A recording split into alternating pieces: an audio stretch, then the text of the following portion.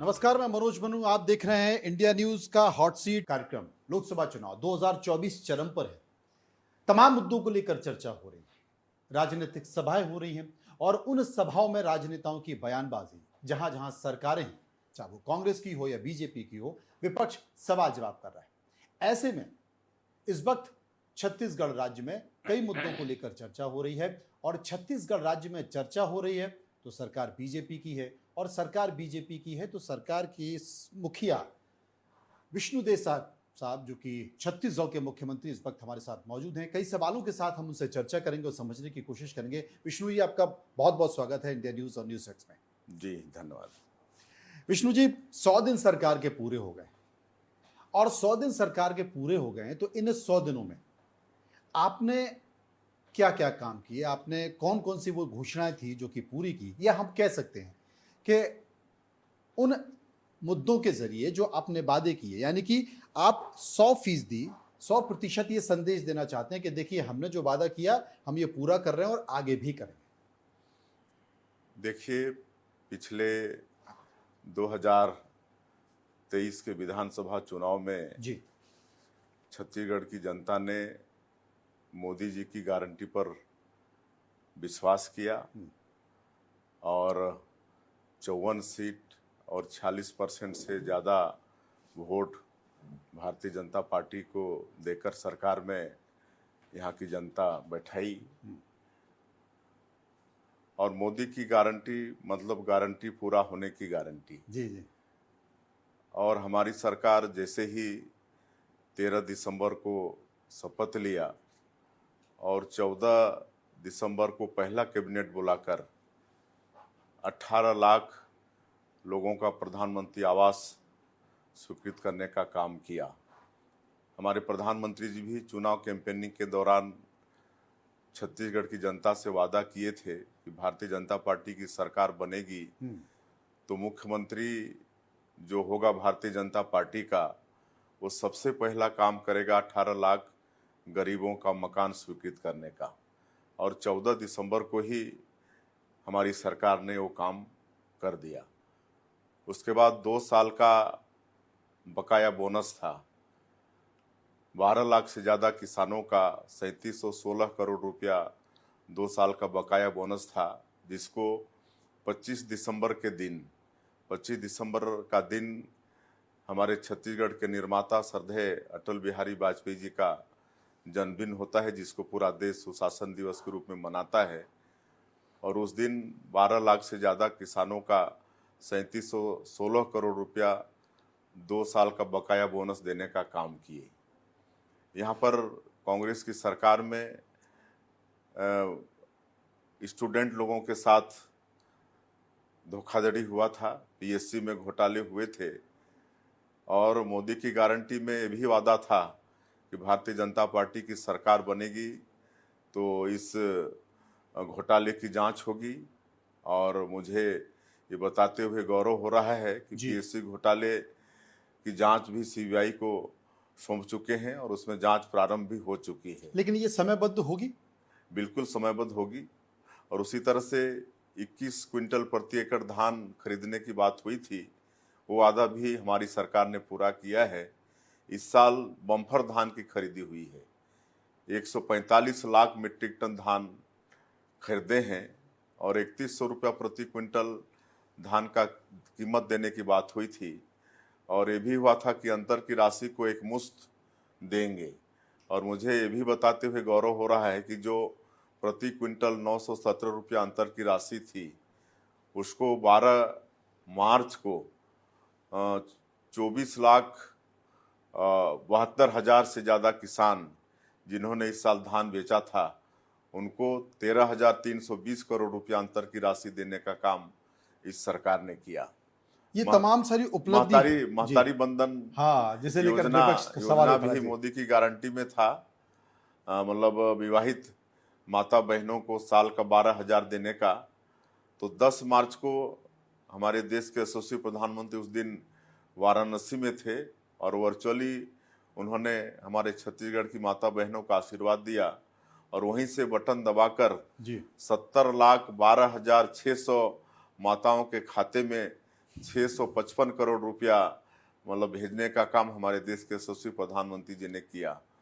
और तेंदुपत्ता जो विशेषकर बस्तर संभाग और सरगुजा संभाग जो ट्राइबल एरिया है वहाँ के लिए ये हरा सोना कहलाता है।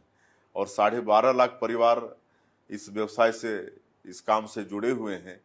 तो 5,500 प्रति मानक बोरा तेंदुपत्ता की भी खरीदी होगी, ये सरकार आदेश कर चुकी है। और जो लाभांश होगा उसको बोनस के रूप में तेंदुपत्ता संग्राहकों को देने का काम भी सरकार करेगी। आप धान भी खरीद रहे हैं, आप हरा सोना भी खरीद रहे हैं, तेंदुपत्ता भी खरीद रहे हैं, मैतारी बंधन की जो पैसा है वो भी दे रहे हैं। लेकिन आप ये भी कहते हैं, सरकार से जुड़े लोग ये भी कहते हैं कि साहब हमें तो खजाना खाली मिला था। बावजूद वित्तीय प्रबंधन एक चुनौती है। तो ये सारी मांगे पूरा करना, लोगों को जो वादे किए वो देना, आप मानते हैं कि ये वित्तीय प्रबंधन किस तरीके से संभाल पाएंगे? देखिए, हमारे वित्त मंत्री श्री ओपी चौधरी जी आईएएस हैं, कलेक्टर रहे हैं और ये सब में दिमाग रखते हैं। और जहाँ तक अंतर की जो राशि 13,320 करोड़ की बात है, इसको हमारी सरकार ने मतलब कर्जा लिया है, कहे कि ये बहुत ज़रूरी था और ये कर्जा हम लोगों ने किसानों के हित में लिया है। तो इस तरह से 3 महीने के अंदर ही हमारी सरकार ने सब कामों को बिल्कुल साए किया है। साए किया, मतलब साए साए की सरकार, और सारे निर्णय जो है साए हवा की गति के साथ हो रहे हैं। और बाकी काम भी हम लोग आने वाले समय में साए करेंगे। बहुत बढ़िया। चूंकि चुनाव चल रहे हैं और चुनाव के दौरान बयानबाजी हो रही है, विपक्ष, चूंकि देश के प्रधानमंत्री नरेंद्र मोदी कहते हैं कि मैं गरीब का बेटा हूं, मैं पिछड़े वर्ग से आता हूं, मैं सरकार के लिए कामकाज कर रहा हूं, जितना हो सकता है कर रहा हूं, लेकिन विपक्ष लगातार उनके खिलाफ बयानबाजी करता रहता है। कभी कोई मौत का सौगेदार बोल देता है, कभी कोई नीच बोल देता है, कभी कोई उनकी हत्या की बात कर देता है, जिससे लेकर समय समय पर वो उठाते रहे। अब आपके छत्तीसगढ़ से एक बयान आ गया, चरणदास महंत जो कि नेता प्रतिपक्ष हैं, वो कहते हैं कि भूपेश बघेल और देवेंद्र यादव को जिताकर पहुंचाना जरूरी इसलिए है क्योंकि यही लोग मोदी को गाली दे सकते हैं और यही लोग लाठी से मोदी का सर फोड़ सकते हैं। क्या कहते हैं इस बयान को लेकर? देखिए, नरेंद्र मोदी जी आज दुनिया के सर्वाधिक लोकप्रिय नेता हैं और हमारे देश में भी एक एक बच्चा उनको जानता है, उनको चाहता है। आज एक छोटे बच्चे को भी पूछेंगे कि देश का प्रधानमंत्री कौन है, तो भी बताएंगे कि नरेंद्र मोदी जी हैं। काहे कि नरेंद्र मोदी जी ने अपने 10 वर्षों के कार्यकाल में ये सिद्ध किया है और हमारा सौभाग्य है कि पहले उनके 5 साल के कार्यकाल में सांसद के रूप में और राज्य मंत्री के रूप में काम करने का अवसर भी उन्होंने हमको दिया। और उन्होंने पहली बार कहा था जब प्रधानमंत्री के रूप में वो पार्लियामेंट में आए थे कि मेरी ये सरकार गरीबों के लिए समर्पित सरकार रहेगी। और पहले 5 साल उन्होंने गरीबों के लिए काम किया। गरीबों के पहले बैंक में खाता नहीं होते थे, जनधन खाता कि उन्होंने शुरुआत की, बिना बैलेंस के खाता खोलने का काम, ताकि जो भी पैसा शासन का सीधे उन तक पहुँचे। गरीबों का पक्का का मकान देने का काम उन्होंने शुरुआत किया प्रधानमंत्री आवास योजना में। हमारी माता बहनों को धुआं से मुक्ति दिलाने के लिए प्रधानमंत्री उज्ज्वला योजना में गैस सिलेंडर देने का काम उन्होंने किया। स्वच्छ भारत मिशन की घोषणा उन्होंने 15 अगस्त 2014 को लाल किला के प्राचीर से किया। उस समय विरोधी मजाक उड़ाए करते थे कि ये मतलब शौचालय बनवाने का काम भी प्रधानमंत्री जी का है, लेकिन ये शौचालय जिसको कई प्रदेश में इज्जत घर भी बोलते हैं, और मैं गांव का रहने वाला हूँ, ये हमारी माता बहनों के सम्मान से जुड़ा हुआ मामला है। जहाँ गरीब लोगों के शौचालय नहीं होते थे तो उनको मतलब विशेषकर खरीफ के मौसम में, बरसात के दिनों में शौच के लिए सूर्यास्त का इंतजार करना पड़ता था। तो ये सब स्थिति थी। हम लोग जनप्रतिनिधि के नाते किसी गांव में शाम को घुसते थे तो गांव के एंट्रेंस में ही महिलाएं सड़क के दोनों तरफ मतलब शौच के लिए बैठी हुई मिलती थी। ऐसे नेता के लिए इस तरह का बयान? जी, तो ऐसे नेता के लिए इस तरह का बयान, कांग्रेस देखिए पूरी तरह से जनता का विश्वास खो चुकी है। पूरे देश में खो चुकी है, छत्तीसगढ़ में खो चुकी है। आज कांग्रेस में भगदड़ मची हुई है, ये डूबता हुआ जहाज है। आज हम लोग जहाँ भी छत्तीसगढ़ के अंदर जा रहे हैं, लगातार हर कार्यक्रम में, चाहे मैं जा रहा हूँ, चाहे हमारे अन्य मंत्रीगण नेतागण जा रहे हैं, वहाँ पर लाइन लगी हुई है कांग्रेस छोड़ के भाजपा कर प्रवेश करने वालों की। कोई बड़ा चेहरा नहीं आ रहा, क्योंकि मैं बड़ा मध्य चेहरा प्रदेश भी में आ भी रहा है। देख रहा हूँ, मैं मध्य प्रदेश में देख रहा हूँ, मैं राजस्थान में देख रहा हूँ, मैं दक्षिण में देख रहा हूँ, तमाम राज्यों में देख रहा हूँ, उत्तर प्रदेश में देख रहा हूँ, लेकिन छत्तीसगढ़ में कोई बड़ा पेड़ नहीं गिर रहा है। यहाँ भी बड़े चेहरे आ रहे हैं। अभी मैं जगदलपुर गया था जी। तो वहाँ की महापौर श्रीमती साहू, वो नगर निगम की महापौर है, वो अपने कुछ साथियों के साथ 4-5 वहाँ के पार्षदों के साथ आई, 30 सरपंच एक जगह साथ में आए, और कितने पूर्व विधायक वो मतलब कांग्रेस छोड़ के भारतीय जनता पार्टी में आ रहे हैं। लगातार कांग्रेसियों का भारतीय जनता पार्टी में आना सिलसिला इन लोगों का चल रहा है। तो मतलब ये माना जाए कि आप भारत मुक्त कांग्रेस की बात कर रहे थे, लेकिन कांग्रेसी मुक्त बीजेपी होता जा रहा है। नहीं, कांग्रेस मुक्त भारत की कल्पना है हमारे प्रधानमंत्री जी की, और उस दिशा की ओर देश बढ़ भी रहा है। लेकिन आज अपने कांग्रेसियों को तो आप अपने बीजेपी में ले रहे हैं सारे। अपने अपने करनी से कांग्रेसी मतलब उनका कांग्रेस इस मुकाम पर पहुंच रही है। आज जनता का विश्वास एक हो चुकी है। आज कुछ भी वो बोलते हैं तो जनता विश्वास नहीं कर रही है, भरोसा नहीं कर रही है। जैसे मैं आपको उदाहरण दूं, पिछले विधानसभा के चुनाव में ही महतारी बंधन योजना में हम लोगों ने 12,000 साल का देने की बात कही। तो इन्होंने 15,000 देने की बात कही, लेकिन जनता इनकी बातों पर विश्वास नहीं की। और इसलिए नहीं की कि 2018 के विधानसभा चुनाव में इन्होंने अपने जन घोषणा पत्र में 36 वादे किए थे छत्तीसगढ़ की जनता से, और उनको 5 साल पूरा शासन करने का अवसर मिला, लेकिन 36 वादा में एक भी वादा पूरा नहीं किए। और इसीलिए छत्तीसगढ़ की जनता का विश्वास कांग्रेस पार्टी मतलब खो चुकी है। अब ये लोग कुछ भी करेंगे। उन्होंने कहा कि तुम 36 सीटें ले लो और अपने जो है शांत रहो, अपने विपक्ष में बैठो। अब एक बड़ा मुद्दा है, क्योंकि नक्सलवाद बड़ा मुद्दा है, उसको लेकर चर्चा होती रहती है। एक बड़ी सफलता सरकार को मिली है, 10 नक्सली मारे गए हैं, उनके पास तमाम ऐसे हथियार मिले हैं जो कि या तो लूटे हुए कह सकते हैं या विदेशी, चाहे वो इंसास हो या AK-47 हो। कोई रोड मैप है इसको लेकर, क्योंकि देश के गृह मंत्री भी कह चुके कि हमें 1 साल में नक्सलवाद खत्म करना है। देखिए, जब से हमारी सरकार बनी है छत्तीसगढ़ के अंदर नक्सलवाद से लड़ाई मजबूत हुई है, और डबल इंजन की सरकार है, इसका भी लाभ हम लोग को मिल रहा है। और लगातार नए सुरक्षा कैंप खोल रहे हैं, और मैं तो कहता हूं कि ये सुरक्षा कैंप नहीं बल्कि ये सुविधा कैंप है। हम लोग इसके माध्यम से जो सरकार की योजना ऐसे सेंसिटिव एरिया में लोगों तक नहीं पहुंचती थी, सड़क, बिजली, पानी, राशन, इस सुविधा कैंप के माध्यम से हम लोग को पहुंचाना चाहते हैं। और मैं आपको ये भी बताते हुए गौरवान्वित महसूस कर रहा हूं कि हम लोगों ने ऐसे जो 5 जिले सेंसिटिव हैं जहां दूरस्थ अंचलों में सरकार की योजनाओं का लाभ नहीं मिलता है, इसके लिए एक नियत नेलानार योजना शुरू किए हैं। ये गोंडी भाषा में है, इसका हिंदी में अनुवाद है आपका अच्छा गाँव। अच्छा। और इसमें मतलब सरकार की योजनाओं को और व्यक्ति मूलक योजनाओं को भी उन तक पहुँचे, इस पर हमारी सरकार का फोकस है। इसके लिए अतिरिक्त आवंटन भी है, और केंद्र से भी हम लोग को आश्वस्त किया गया है कि इसके लिए किसी तरह से संसाधन की कमी नहीं होने दी जाएगी। ये उम्मीद की जा रही है कि चुनाव से पहले नक्सली कोई बड़ी वारदात कर सकते हैं, इंटेलिजेंस के सूत्र हैं, क्या उसको लेकर तैयारी है? बिल्कुल तैयार हैं।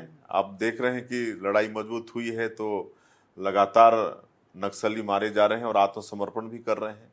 दोनों बातें हो रही हैं, मारे भी जा रहे हैं और उनका आत्मसमर्पण भी हो रहा है। जी, भ्रष्टाचार को लेकर आप लगातार जब विपक्ष में थे तो सरकार पर हमलावर रहे, और अब चूंकि ईडी ने कार्रवाई की, ईडी ने तमाम लोगों को आरोपी बनाया, कुछ लोग जेल में हैं, कुछ लोग जमानत पर हैं, लेकिन जब स्थानीय एजेंसी को, ईओडब्ल्यू और स्थानीय एजेंसी को जांच दी गई, उसके बाद अब भूपेश बघेल को भी आरोपी बना लिया गया है। क्या कहा जाए? अब देखिए, जहाँ तक एसीबी और ईओडब्ल्यू है, ये जांच एजेंसियां हैं जी। और जिस तरह से शिकायत उनको मिली है वैसे एफआईआर हुआ है और जांच कर रहे हैं और जांच के बाद जो भी दोषीदार होंगे उनके ऊपर जो भी कार्रवाई बनेगा वो करेंगे। क्योंकि शराब की जो व्यवस्था पहले थी, करीब-करीब व्यवस्था वही चल रही है, जो व्यवस्था चलाने वाले व्यक्ति वही हैं, जो उनके हॉलोग्राम लगते हैं, वही कंपनी सप्लाई कर रही है। आपने शराब के दाम भी बढ़ा दिए हैं, राजस्व एक चुनौती हो सकती है। उसको लेकर क्या देखिए, कहें? कांग्रेस के ज़माने में जो शराब के दुकान थे वहाँ पर 2 काउंटर होते थे। जी। एक काउंटर का हिसाब किताब सरकार के पास जाता था और एक काउंटर का हिसाब किताब सीधे कांग्रेस के आला कमान के पास जाता था। इसलिए हम लोग छत्तीसगढ़ की कांग्रेस सरकार को कांग्रेस का एटीएम बोलते थे। लेकिन आज जो हमारी सरकार में बिल्कुल नहीं है, बिल्कुल ट्रांसपेरेंसी है और मार्च तक मतलब जितने भी पुराने लोग थे अब सारे नए टेंडर हो रहे हैं। अब बिल्कुल आपको बदलाव की स्थिति नजर आएगी और इसमें बिल्कुल पारदर्शिता रहेगा। मतलब हवा भी बदल गई है, लोग भी बदल गए हैं और हाँ, सरकार भी बदल गई, तो सिस्टम भी बदलेगा। सिस्टम भी बदलेगा। ये बिल्कुल तय मान लिया जाए। बिल्कुल पिछली बार 11 में से 9 सीटें आपको मिली थी। जी। इस बार कितनी उम्मीद कर रहे हैं? इस बार पूरी 11 की 11 सीट उम्मीद कर रहे हैं क्योंकि मोदी जी के प्रति जो जनता का विश्वास है और 10 वर्षों में जो उन्होंने काम किया है और 3 महीने में हम लोगों ने मोदी की गारंटी को पूरा करने में जो तत्परता दिखाए हैं उससे छत्तीसगढ़ की जनता का विश्वास मोदी जी के प्रति तो था ही, भारत सरकार के प्रति था ही, भारतीय जनता पार्टी के प्रति था ही, लेकिन छत्तीसगढ़ की सरकार के प्रति भी उनका विश्वास बढ़ा है। और आज हम लोग जहाँ भी जा रहे हैं, चाहे वो आम सभा हो या फिर कार्यकर्ता सम्मेलन हो, वहाँ भारी संख्या में लोग आ रहे हैं, उनमें उत्साह देखने को मिल रहा है। और मैं निश्चित रूप से कह सकता हूँ कि इस समय कांग्रेस पार्टी एक भी सीट नहीं ले पाएगी, नहीं जीत पाएगी। चूंकि चुनाव होता है तो उसके लिए घोषणा पत्र तैयार करना होता है, जनता को बताना पड़ता है कि भाई हम क्या सोचते हैं आपकी मांगों को लेकर, आपकी ज़रूरतों को लेकर। आप घोषणा पत्र समिति के सदस्य भी हैं, क्या उम्मीद कर सकते हैं, किस तरह का संकेत इस बार जाएगा लोकसभा का? देखिए, हमारे देश के रक्षा मंत्री आदरणीय श्री राजनाथ सिंह की अध्यक्षता में चुनाव घोषणा समिति का गठन हुआ है और कल ही एक बैठक संपन्न हुआ है दिल्ली में और छत्तीसगढ़ से मुझे भी कमेटी में रखा गया है और मैं भी कल बैठक अटेंड किया। तो जो भी सुझाव थे हमारे तरफ से हम चुनाव समिति को सौंप के आए हैं और ये घोषणा पत्र बिल्कुल 2047 तक विकसित भारत को पूरा करने के हिसाब से होगा और 2029 तक इकोनॉमी के क्षेत्र में अपना देश तीसरे नंबर पर खड़ा होगा। इन सब बातों को रखते हुए घोषणा पत्र होगा। एक बड़ा मुद्दा देश में चल रहा है अरविंद केजरीवाल का, और अरविंद केजरीवाल के जरिए चूंकि विपक्ष टूट गया था, जो इंडिया गठबंधन बना था, लेकिन केजरीवाल जेल में आ गए, ईडी की जो कार्रवाई है उसके बाद विपक्ष फिर एकजुट हो गया है और विपक्ष एक नैरेटिव सेट कर रहा है। वो नैरेटिव इस बात को लेकर है कि साहब ये गलत हो रहा है, केंद्रीय एजेंसियों का इस्तेमाल किया जा रहा है और ये आरोप बीजेपी पर लगाए जा रहे हैं। इस मुद्दे पर आप क्या कहना चाहिए? देखिए, पूरा विपक्ष बिल्कुल विश्वास खो चुका है देश की जनता का और सबने कोई ना कोई भ्रष्टाचार किया है तो सबको डर है। मोदी जी ने जैसे कहा है कि ना खाऊंगा ना खाने दूंगा, तो इस बात का सबको डर है और मतलब सब एक होकर मोदी जी को गाली भी देते हैं, बदनाम भी करने का प्रयास करते हैं। लेकिन ये लोग लाख कुछ भी कर लें, देश की जनता का विश्वास आज भारतीय जनता पार्टी पर और मोदी जी पर है। इनको बहुत वर्षों तक देश की जनता देख चुकी है। क्या बोलते हैं, आज़ादी के 75 वर्षों में ज़्यादा कांग्रेस पार्टी इस देश में और राज्यों में शासन की है और जितने भी अलग अलग पार्टियां हैं हम समझते हैं सब कांग्रेस से ही उन्हीं के संतान हैं। तो कुल मिला के सब एक ही हैं और खिस्चानी बिल्ली खंभा नोचे वही वाली बात है हो रही है जी। पहले एकजुटता तो अपने मतलब गठबंधन में कर ले, उसके बाद हाँ, बातें हाँ, करेंगे। इंडी में तो मतलब पहले एकजुटता हो जाए, उसके बाद बात करें। एक अंतिम सवाल आपसे करूंगा। अंतिम सवाल इसलिए भी है क्योंकि आपके गांव से लेकर प्रदेश की राजधानी और प्रदेश की राजधानी से लेकर देश की राजधानी दिल्ली तक जब भी आपके बारे में चर्चा होती है, आपका नाम आता, तो कहते हैं लोग साहब बड़े सरल, बड़े सहज, बड़े स्वाभाविक व्यक्ति हैं। बस एक कमी है उनमें, और वो कमी है उनकी इतनी प्यारी सी मुस्कान है। जब वो हंसते हैं तो इतने सुंदर लगते हैं, लेकिन वो बहुत कम हंसते हैं, बहुत कम मुस्कुराते हैं। इसके पीछे कुछ कारण है, कुछ रणनीति है? नहीं, मैं तो हमेशा मुस्कुराते रहता हूँ। कम मुस्कुराते हैं, इस मामले में आप कंजूस है। नहीं नहीं, हम मुस्कुराते रहते हैं, हमको भगवान ने वैसे ही बनाया है। जी और स्वभाव से विनम्र हम हैं। जी। और हमारे एक राजनीतिक गुरु थे स्वर्गीय दिलीप सिंह जूदेव जी, जी जिनके साथ 25 साल हमको काम करने का मौका मिला।